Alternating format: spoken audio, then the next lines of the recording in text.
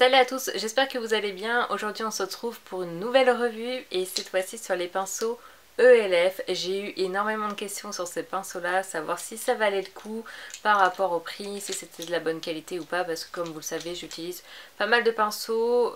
Moi j'adore de toute façon les pinceaux, d'ailleurs je vous ferai une autre revue sur les pinceaux Zoeva que j'ai reçus. Et donc voilà, du coup j'ai décidé de les tester et de vous dire clairement ce que j'en pense, savoir si ça vaut le coup d'acheter ou pas. Le premier pinceau que j'ai c'est celui-ci. Celui-ci c'est un petit pinceau fond de teint plat. Donc c'est le Anglade Foundation Brush. Je sais pas si je le dis bien.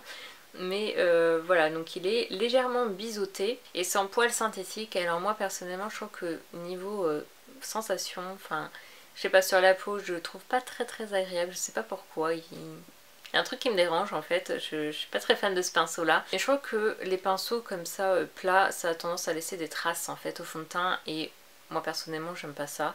Et celui-ci, voilà, il est pas super, enfin pour mettre le fond de teint, je sais pas pourquoi, j'aime pas trop. Donc voilà, c'est pas un super pinceau, moi je vous le conseille pas spécialement. Le deuxième pinceau c'est donc aussi un pinceau fond de teint, celui-ci c'est le Powder Brush. C'est pas un pinceau fond de teint réellement, c'est un pinceau, enfin pour eux c'est un pinceau poudre, sauf que moi je l'utilise pour le fond de teint parce que pour mettre la poudre je sais pas. C'est pas, pour moi c'est pas un pinceau poudre clairement. Et je le trouve vraiment très bien celui-ci, il est super doux, pour appliquer le fond de teint franchement il est top, c'est vraiment un super pinceau pour le prix en plus, je crois qu'il est aux alentours de 6 € et honnêtement il applique super bien le fond de teint, il est de la bonne taille, enfin bref, je l'aime beaucoup.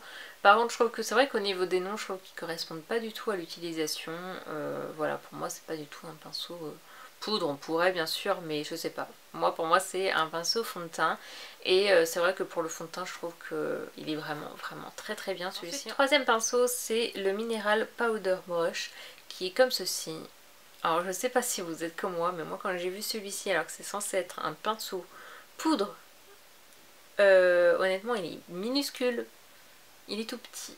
Enfin même pour le blush je le trouve petit limite. Donc voilà, c'est pareil, je trouve que c'est pas du tout un pinceau pour la poudre, donc il faut faire vraiment attention parce que voilà, comme je vous l'ai dit, les noms correspondent pas forcément à l'utilisation. Pour moi il est beaucoup trop petit quoi pour la poudre. Voilà, c'est vraiment une petite touche à la limite pour tout ce qui est, pourquoi pas pour la poudre âgée à la limite pour la zone T. Ouais, vous pouvez vous en servir un peu pour le blush, mais pour la poudre, non, pas vraiment. En l'occurrence, il est super doux. C'est vrai que c'est... voilà, on sent que les poils sont très agréables. Mais voilà. Donc à part vous en servir pour le blush, pour mettre pourquoi pas un peu d'highlighter ou de bronzer, pourquoi pas. On peut faire un peu le bronzer pour faire le contouring. Voilà, c'est pas du tout un pinceau pour la poudre. Ensuite, vous avez le pinceau Blush Brush, donc qui est un pinceau pour le blush, donc. Et celui-ci, par contre, il est plutôt pas mal. Voilà, je trouve qu'il est plutôt de la bonne taille. Voilà, plutôt de la bonne taille. En plus, il est plat, c'est ce que j'aime bien en fait dans ce pinceau-là, c'est qu'il est plat en fait. Et voilà, pareil, je trouve qu'il est super doux. Niveau qualité, vraiment, enfin, rapport qualité-prix, celui-ci en vaut vraiment la peine. Et voilà, c'est plutôt un pinceau sympa pour le blush. Voilà, il est très bien, celui-ci pour le coup, c'est sa bonne fonction. Vous avez ensuite le Kabuki, c'est d'ailleurs l'un de mes pinceaux préférés. Il est super doux, c'est vraiment un pinceau d'excellente qualité. Il est super dense, comme vous pouvez le voir. Voilà, il est vraiment parfait pour fondre le tout, hein, le bronzer, le blush et tout ça. Et voilà, vraiment superbe qualité celui-ci, je vous le conseille à 100%. Voilà, je crois qu'il coûte quoi, 1 €, c'est pas ça? En tout cas les pinceaux ça va pas plus de 6 € il me semble, mais il me semble que c'est 1 € mais je suis pas sûre. De toute façon vous allez avoir les prix juste en dessous, mais voilà, super kabuki. Ensuite je vais avoir le pinceau Anglade Contour Brush. Alors j'ai été voir sur le site, apparemment ils le font plus, mais je sais pas s'il va revenir ou quoi. Mais c'est un pinceau, je sais pas à quoi il sert exactement, Contour Brush. Mais il me semble que sur les sites, j'ai vu que c'était un pinceau estompeur pour les yeux.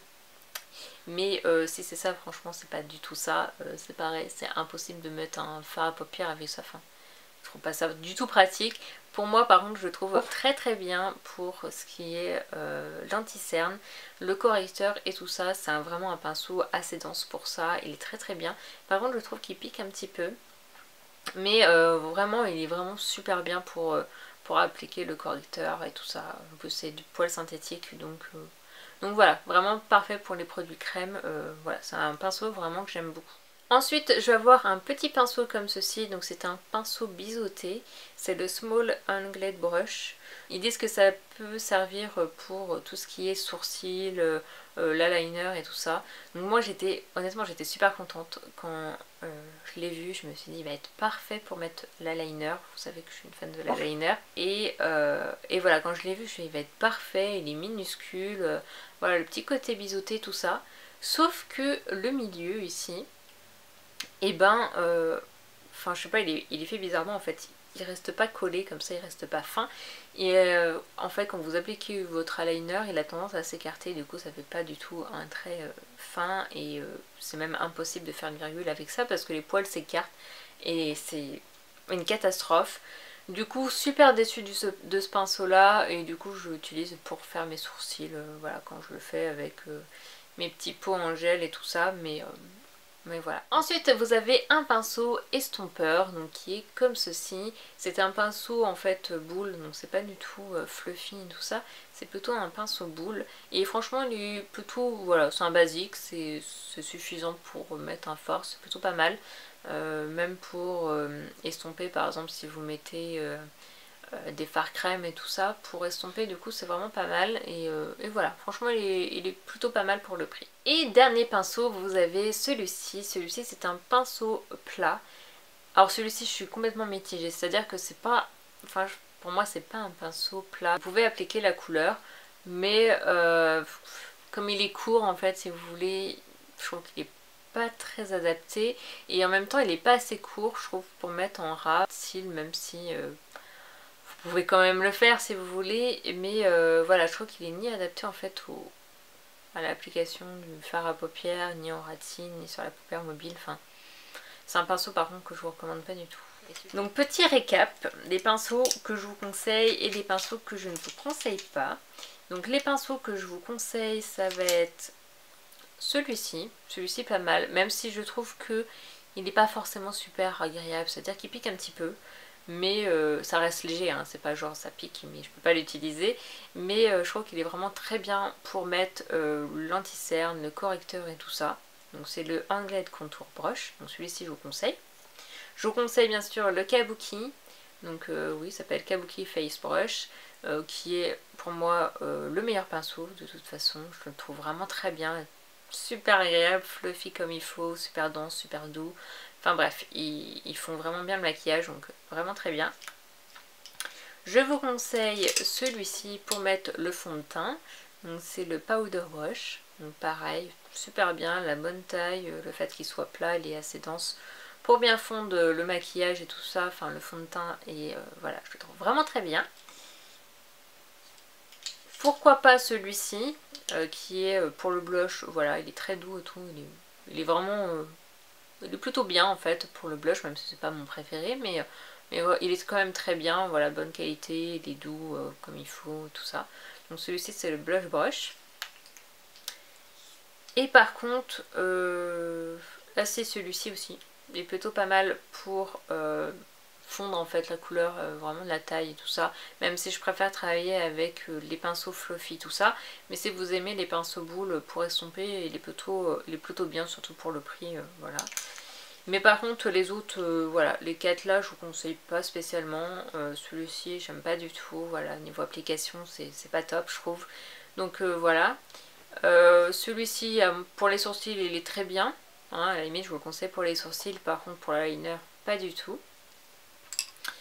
Celui-ci, bah, je sais pas trop quoi en faire, à moins que vous avez envie d'avoir un petit pinceau pour mettre la lighter, pourquoi pas un peu de contouring et tout ça, pourquoi pas.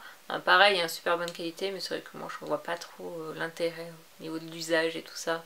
Et celui-ci c'est un pinceau qui, voilà, je vous conseille pas du tout, il est trop court pour mettre le fard à paupières sur la paupière mobile, et trop long je trouve pour mettre en ras de cils, même si vous pouvez, voilà, c'est pas du tout un pinceau que je vous conseille.